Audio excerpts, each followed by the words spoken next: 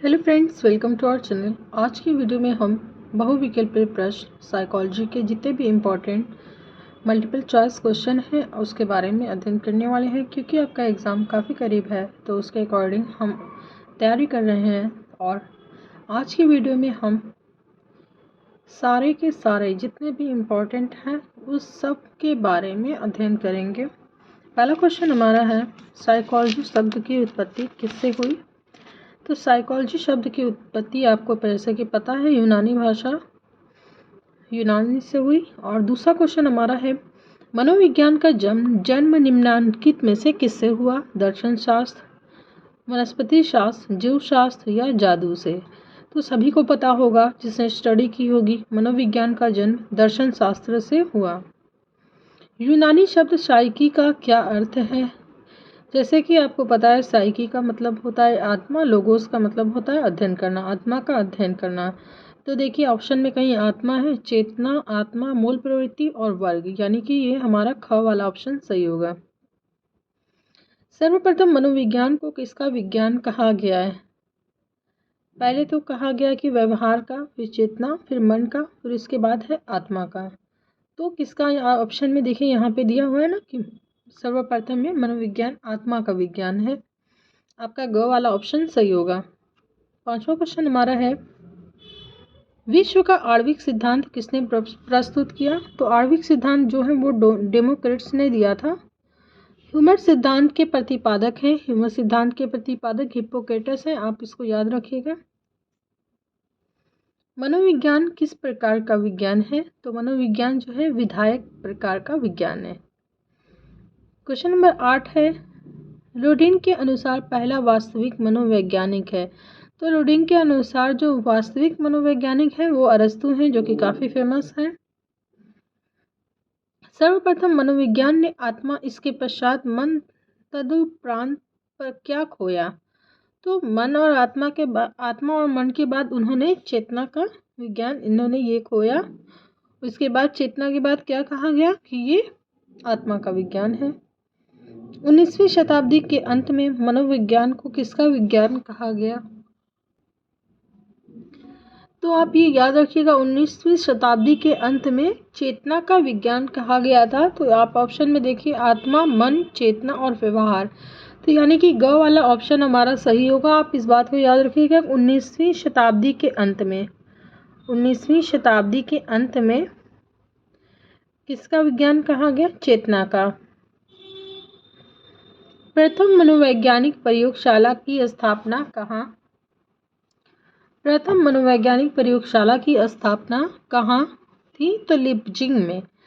ये बिल्कुल याद रखिएगा, ये बहुत ज़्यादा पूछता है ये क्वेश्चन कि प्रथम मनोवैज्ञानिक की प्रयोगशाला कहाँ पे थी? तो लिपजिंग।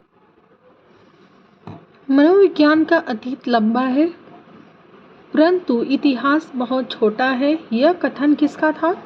यह कथन एबिंगहॉस का था। किसका? एबिंगहॉस का। 13 पे हमारा है, निम्नलिखित में से किसके अनुसार संवेदन प्रक्रिया का संचालन व नियंत्रण तर्क द्वारा होता है? तो अरस्तु के द्वारा। 14 पे है, मनोविज्ञान को अनुभविक विज्ञान बनाने का श्रेय किसको है? तो मनोविज्ञान को अनुभविक विज्ञान बनाने का श्रेय बर्कले को जाता है। मन शरीर समस्या के संदर्भ में समांतरवाद का प्रतिपादन किसने किया? देकार्ते ने।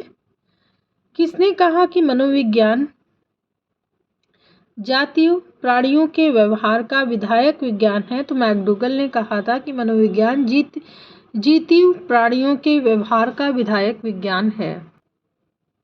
निम्नलिखित परिभाषा किसकी है? मनोविज्ञान चेतन अनुभूति अथवा तत्कालिक अनुभूति का विज्ञान है। ये परिभाषा वुंट की है। किसने कहा अंतर्दर्शन विधि द्वारा अधिक शुद्ध ज्ञान प्राप्त होता है अपेक्षाकृत ज्ञानेंद्रिय प्रत्यक्षीकरण के? तो केलर ने 1937 में। अक्सर आधुनिक मनोविज्ञान के प्रथम मनोवैज्ञानिक के रूप में किसे जाना जाता है? तो डेकार्टे को जाना जाता है प्रथम मनोवैज्ञानिक के रूप में आधुनिक मनोविज्ञान के। ये बात याद रखिएगा कि आधुनिक मनोविज्ञान के अगर पूछा है तो किसको लगाएंगे आप? डेकार्टे को। किसने कहा है कि मनोविज्ञान दर्शन शास्त्र और दैहिक विज्ञान का एक संगठन है? तो केलर ने। मनोविज्ञान की प्रथम प्रयोगशाला कहाँ स्थापित हुई? ये सबको पता होगा, जर्मन में। भारतवर्ष में मनोविज्ञान का अध्ययन प्रारंभ से ही किस शास्त्र के अंतर्गत किया जाता है? तो सबसे पहले हम यही पढ़ते हैं कि मनोविज्ञान जो है वो दर्शन शास्त्र का है। मनोविज्ञान में प्रथम प्रयोगशाला की स्थापना किसके द्वारा की गई? फ्रांसिस गाल्टन के द्वारा। ये बहुत इम्पोर्टेंट है, ये काफ़ी एग्जामों में पूछा है। मनोविज्ञान को विज्ञान कहलाने में किस कारक का योगदान सर्वाधिक है? वस्तुनिष्ठता, क्रमबद्धता, नियंत्रित प्रयोग, ऊपर के सभी कारकों का। यानी कि जितने भी दिए ए बी सी तीनों आपके सही हैं, तीनों रहेंगे तो आप डी पर लगाओगे। मनोविज्ञान की उपयोगिता निम्नलिखित में से किन क्षेत्रों में अधिक है? उद्योग में भी अधिक है, चिकित्सा में भी अधिक है, परामर्श में भी अधिक है। तो आपका तीनों ऑप्शन सही होगा। तो डी में देखिए क्या है, उपरोक्त सभी।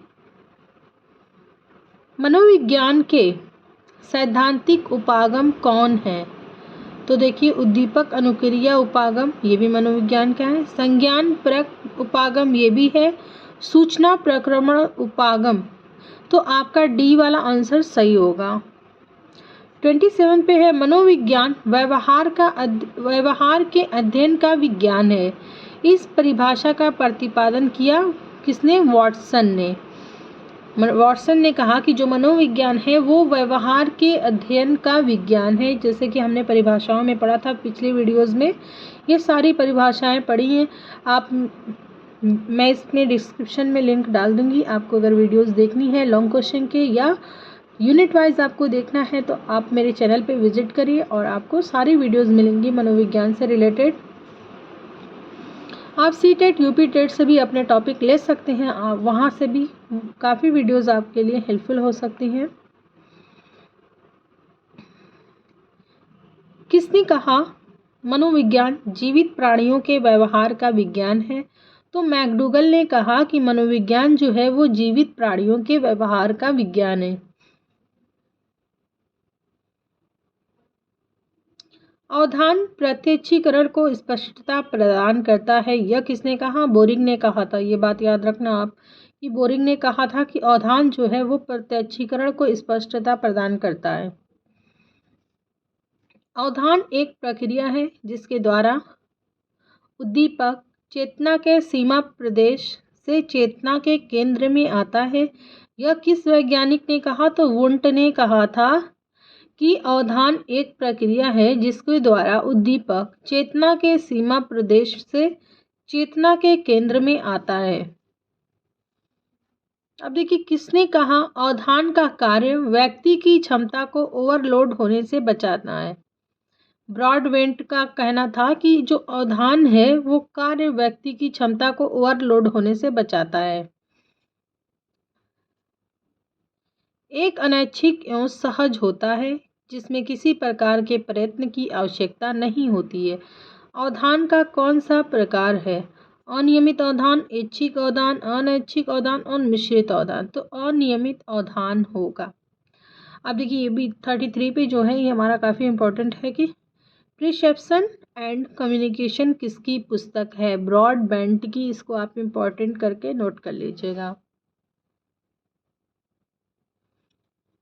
34 पे है आपका निम्नलिखित में से कौन अवधान का वस्तुनिष्ठ निर्धारक है? पहला है उद्दीपक का स्वरूप, दूसरा है आदत, तीसरी है जिज्ञासा, चौथी है मनोवृत्ति। तो क्या रहेगा? उद्दीपक का स्वरूप आपका करेक्ट आंसर रहेगा। 35 पे है किसी एक कार्य पर लंबे समय तक अवधान केंद्रित किए रहने को कहा जाता है। लंबे समय यानी कि दीर्घ समय के लिए। अब देखिए आपके आंसर में क्या है? चयनात्मक अवधान, स्थिर अवधान, दीर्घीकृत अवधान और स्वाभाविक। दीर्घ का मतलब होता है बड़ा, तो लंबे समय के लिए। तो आपका आंसर क्या होगा? दीर्घीकृत अवधान होगा। 36 पे है, चयनात्मक अवधान में सर्वाधिक महत्वपूर्ण कार्य किसने किया? तो चेरी ने किया था। चयनात्मक अवधान के फिल्टर सिद्धांत के प्रतिपादक थे, ब्रॉडबैंड थे। सीखने से क्या आशय है? मनोवृत्ति में परिवर्तन से, नहीं, गलत है। व्यवहार में परिवर्तन से, नहीं। व्यवहार में अपेक्षाकृत अस्थायी परिवर्तन से, ये आपका सही आंसर रहेगा।